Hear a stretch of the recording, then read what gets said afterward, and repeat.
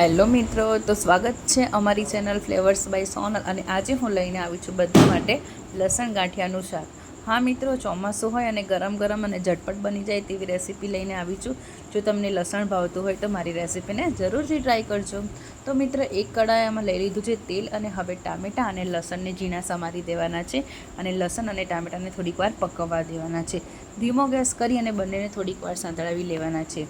થોડીક વાર ટામેટાં અને લસણને ચડાવી લેવાનું છે। લસણ કાચું રહેવું જોઈએ નહીં। જો લસણ કાચું રહેશે તો તેની સુગંધ કાચી આવશે અને શાકમાં મજા આવશે નહીં।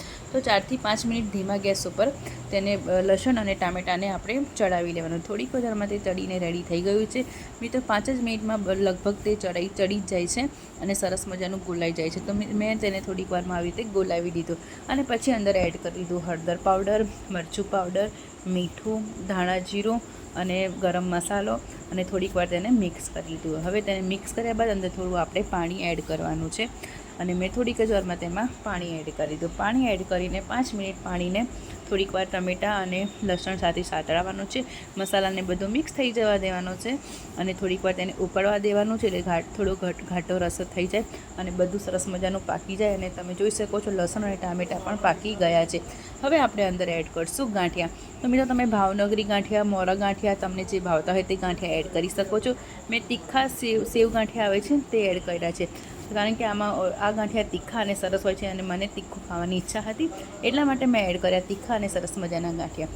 તો મિત્રો, એક બાઉલ ભરીને 1 વાટકી જેટલા મેં લઈ લીધા ગાંઠિયા અને અંદર કરી દીધા એડ। તો ગાંઠિયા એડ કરીને આપણે ગેસને કરી દેવાનું છે બંધ અને થોડીક વાર ઢાંકી દેવાનું છે, એટલે ગાંઠિયા બધા પોચા થઈ જાય અને સરસ મજાના ચડી જાય, એટલે ગાંઠિયા પણ અંદર કાચા રહે નહીં। અને એટલું ધ્યાન રાખજો મિત્ર કે ગાંઠિયા નાખતી વખતે ગેસને આપણે બંધ કરી દેવાનો છે, ગેસ ચાલુ રાખવાનો નથી। તો તમારું ગાંઠિયું આખું અને સરસ મજાનું રહેશે અને ખાવાની પણ મજા આવશે। તો મિત્ર, સ્વાદિષ્ટ શાક તૈયાર થઈ ગયું છે। તીખું, સ્પાઇસી લવર અને લસણ લવર આને ખાસ ટ્રાય કરજો। તો કેવો લાગ્યો મિત્ર મારી આ શાકની રેસીપી?